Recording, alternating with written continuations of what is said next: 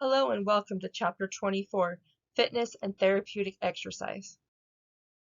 After listening to this lecture, you'll be able to list at least 5 benefits of regular exercise, define fitness, identify 7 factors that interfere with fitness, name at least 2 methods of fitness testing, describe how to calculate a person's target heart rate, define metabolic energy equivalent, differentiate fitness exercise from therapeutic exercise, differentiate isotonic exercise from isometric exercise, give at least one example of isotonic and isometric exercises, differentiate between active exercise and passive exercise, discuss how and why range of motion exercises are performed, provide at least 2 suggestions for helping older adults become or stay physically active. Exercise is the purposeful physical activity. Exercise is beneficial to people of all age groups, and health risks of sedentary lifestyle are well documented. This chapter addresses techniques for improving health and maintaining or restoring muscle and joint function by promoting exercise. Because exercise must be individualized, nurses are responsible for assessing each person's fitness level before initiating an exercise program with the client. There are many benefits to exercise. Benefits to exercise are improved cardiopulmonary function, reduced blood pressure, increased muscle tone and strength, greater physical endurance, increased lean mass and weight loss, reduced blood glucose level, decreased low-density blood lipids, improved physical appearance, increased bone density, regularity of bowel elimination, promotion of sleep, reduced tension and depression. Fitness means the capacity to exercise. Factors such as a sedentary lifestyle, health problems, compromised muscle and skeletal function, obesity, advanced age, smoking, and high blood pressure can impair a client's fitness and stamina. They could even result in injury during exercise. Therefore, before a client begins an exercise program, assessment of his or her fitness level is necessary. Some assessment techniques include measuring body composition, evaluating trends in vital signs, and performing fitness tests. Body composition is the amount of body tissue that is lean versus the amount that is fat. Determining factors include anthropometric measurements such as height, weight, body mass index, skin fold thickness, and mid-arm muscle circumference. Inactivity without reduced food intake tends to promote obesity. Overweight or obese people are less fit than their leaner counterparts and need to proceed gradually when initiating an exercise program. Vital signs, such as temperature, pulse rate, respiratory rate, and blood pressure, reflect a person's physical status. Elevated pulse rate, respiratory rate, and blood pressure while resting are signs that a person may have life-threatening cardiovascular symptoms during exercise. After a period of modified exercise, vital signs may decrease, this reducing the potential for heart-related complications.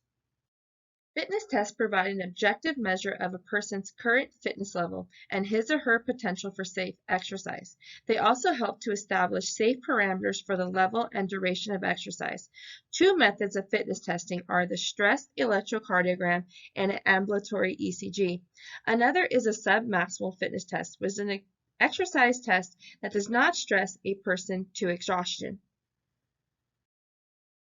So a stress electrocardiogram tests electrical conduction through the heart during maximal activity and is performed in the acute care facility or even in the outpatient clinic or MD doctor's office. The client first walks slowly on a flat treadmill, and as the test progresses, the speed and incline of the treadmill are increased. The examiner notes the client's heart rate and heart rhythm, blood pressure, breathing, and any symptoms such as dizziness or chest pain. The pulse oximeter is used to measure peripheral oxygenation. The examiner will stop the test if the client develops an abnormal heart rhythm, which could mean that there is impaired blood flow to the heart, which is known as cardiac ischemia, elevated blood pressure, or exhaustion. An ambulatory electrocardiogram is a continuous reading of the heart rate and rhythm during normal activity. It requires that the client wear a device called a Holter monitor for 24 hours. This is a less taxing version of the stress electrocardiogram. It is used when a person has had prior cardiac-related symptoms such as chest pain or has major health risk that is contraindicated of a stress electrocardiogram. Ambulatory electrocardiography helps to assess the heart's response to normal activity rather than activity imposed during a stress ECG. It also helps to evaluate how a person is responding to a cardiac rehabilitation and medical therapy. So the Holter monitor is attached to the chest by leads, and then it's attached to a belt or shoulder strap, or it's carried in a pocket. And during ambulatory electrocardiography, the client should not swim or shower. They're allowed to sponge bath because you don't want the monitor to get wet. The clients also, they should avoid magnets or metal detectors, high voltage areas, because it can cause artifact on the reading, and you don't want anything to interfere with the test results. So the patient also keeps a diary of the time and type of activities they performed and when they took their medications and when they or if they experienced any symptoms. After the test is completed, they return the monitor to the office, and then the physician downloads the information. And then they compare the client's diary with the ECG. And the assessment results help determine whether oxygenation to the heart muscle was temporarily impaired during inactivity or if any abnormal heart rhythms developed. Either finding indicates that exercise should be delayed until further treatment or started at very low intensity for a short period. So a step test is a submaximal fitness test involving a time stepping activity. And there are several different variations of this test. And there's the Harvard step test, the Queens College step test, and the Chester step test. And so a person undergoing this type of fitness analysis will step up and down on a platform of a prescribed height for about 3 to 5 minutes at a rate of at least 76 steps per minute. And they have to go up and down to be considered one step. And the time may be shortened if the person has any chest discomfort or any problems. And the examiner uses a stopwatch to keep track of the rate and time.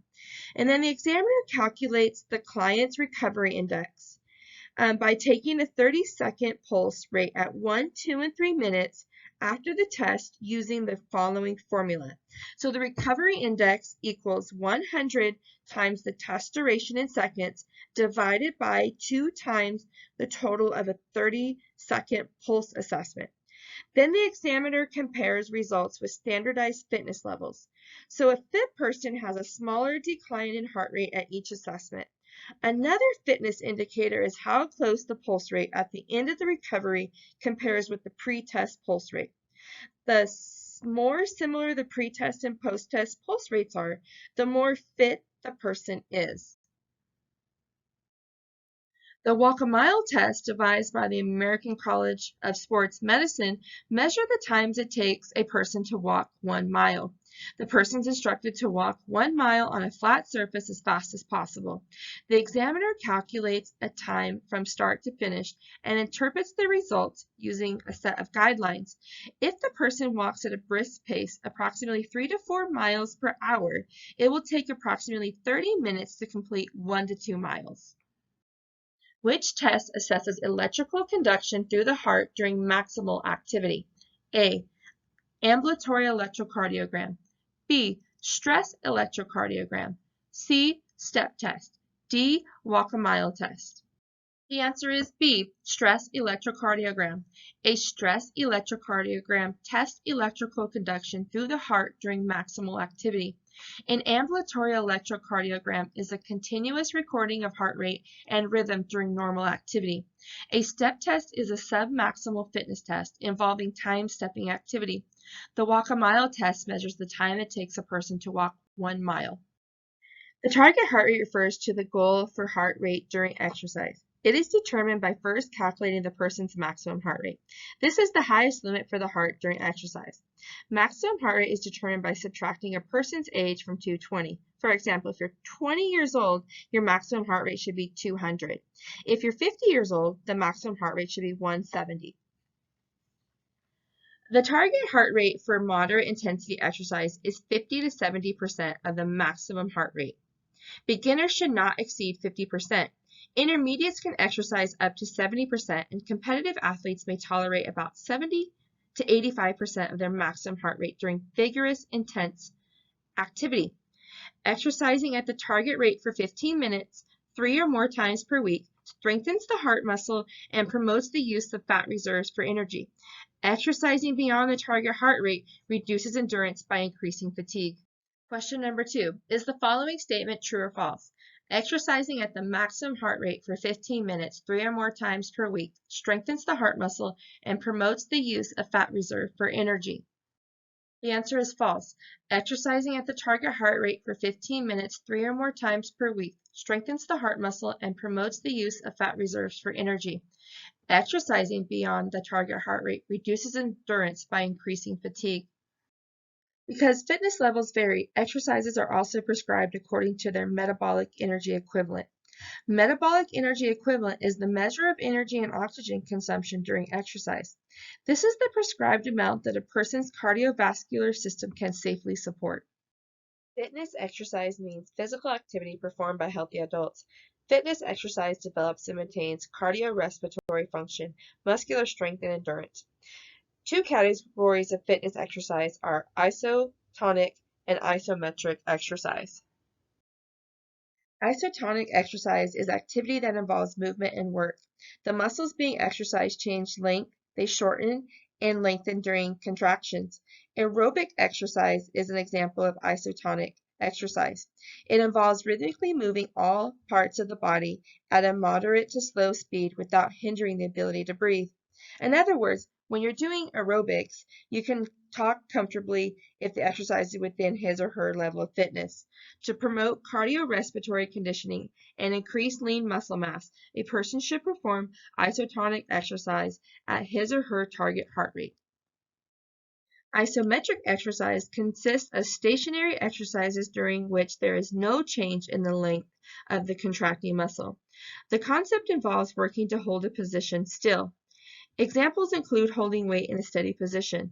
Like this would also be like bodybuilding and weightlifting, or using an elastic band or stationary ball to achieve a static position and holding the position, or less intense activities as simply contracting and relaxing muscle groups while sitting or standing.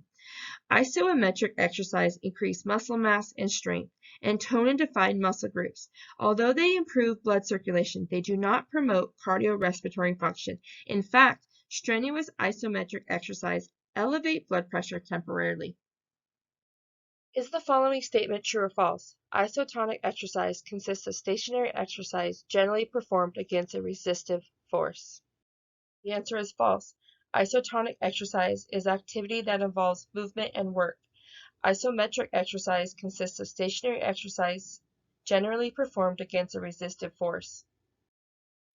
Therapeutic exercise is activity performed by people with health risk or those being treated for an existing health problem, such as following cardiac surgery. Clients perform therapeutic exercise to prevent health-related complications or to restore lost functions. Active exercise is therapeutic activity that the client performs independently after proper instruction. Active therapeutic exercise often is limited to a particular part of the body that is in a weakened condition. It is assumed that clients will use their unaffected muscle groups while performing activities of daily living such as bathing and dressing. Passive exercise is therapeutic activity that the client performs with assistance and is provided when a client cannot move one or more parts of the body. So think of also like the patient who's comatose or paralyzed from a stroke or spinal cord injury. The nurse performs exercises that maintain muscle tone and flexible joints.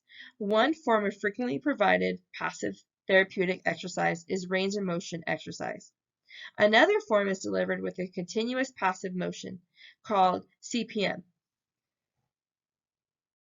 So range of motion exercises are therapeutic activities that move the joint, and they are performed for several reasons. So to assess joint flexibility before initiating an exercise program, to maintain joint mobility and flexibility in inactive patients, to prevent ankylosis, and that's to prevent permanent loss of joint movement, to stretch joints before performing more strenuous activities, to evaluate the client's response to a therapeutic exercise program. And so during range of motion exercises, the client moves or is assisted to help move the joints in the positions that the joint normally permits. Whenever possible, the client actively exercises as many joints as possible while the nurse assists with those that are compromised. A continuous passive motion machine, or CPM machine, is a mechanical device powered electrically as a supplement or substitute for manual range of motion exercise. A machine-assisted range of motion sometimes is preferred during the rehabilitation of clients who've experienced burns or who've had knee or hip replacement surgery, because the machine precisely controls the degree of joint movement and it can increase it in specific increments throughout recovery. In addition to restoring and increasing joint range of motion, the movement created by the machine prevents the pooling of venous blood, thus decreasing the risk of blood clots. Also, it accelerates wound healing because the synovial fluid circulates around the joints. Most machines produce 0 to 110 degrees of motion 2 to 10 times per minute. Initially, the nurse sets the machine at very low speeds and degrees of movement. It is common to begin with 5 to 10 degrees of flexion, cycling twice a minute for at least 6 times a day. And then the nurse will gently increase this movement as the tolerance builds. And the nurse positions the client's extremity in the machine and programs the speed and degree as desired joint flexion according to the physician's order. Since very few people actually exercise sufficiently to promote optimal health, people with medical disorders, nurses may identify one or more of the following nursing diagnoses that are treated with activity or as an exercise regimen, like impaired physical mobility, disuse syndrome, unilateral neglect, delayed surgical recovery, and activity intolerance. So when you work with the elderly population, it's important to take some of these considerations. It's important to balance physical activity with rest. So throughout the day, when we get them going and moving around a little bit more, they don't need full-fledged like aerobic or Zumba classes. They just need to have gentle, increased activity, but we also need to take into account that they may need to have some rest periods in between. They can also have shortness of breath, increased heart rate, and this can indicate activity level beyond their tolerance. So we need to start slow, but they do need to get up and get moving. Eliminate intake of caffeine or alcoholic beverages before or during physical activity. With anybody, caffeine or alcoholic beverages and physical activity probably don't mix. Water is preferred for fluid replacement. Even though commercials like Gatorade and sports drinks like that, they show them as good electrolyte replacements. They sometimes necessarily aren't the best because they have a high sugar content. Water is the preferred fluid replacement. Exercise, a lot of people dread exercise, but sometimes even like for the elderly, they can also be really good like social. And sometimes we have to worry about with our elderly clientele that we also need to be concerned about how if they are being isolated as well. So if we can, maybe there's a little like senior walking club that meets a couple times a week and they just take little gentle walks in the park. And that's also a way that they can get their exercise and they can also get some socialization. So those are good little tips. Some other elderly considerations is families and caregivers of the cognitively impaired. Sometimes they are impaired for some physical activities, and so they need to have daily range of motion exercises in short sessions. We still need to move those arms and legs and joints, even if they aren't really able to get up and get out of bed. So if the client is in active daily passive range of motion, exercises prevent muscular atrophy and disuse syndrome. As we continue with elderly considerations, swimming and exercising in water is less stressful on joints, so this can be very beneficial for the older adult. Many physically challenging sports offer categories for older adults, so just because there may be, high impact, a lot of recreation centers and things like that have activities for the elderly population. Most importantly, they always need to have the proper equipment when participating in activities. So safe shoes with non-skid soles can prevent falls, and falls add to mortality and morbidity rates. So we need to prevent falls any chance we get.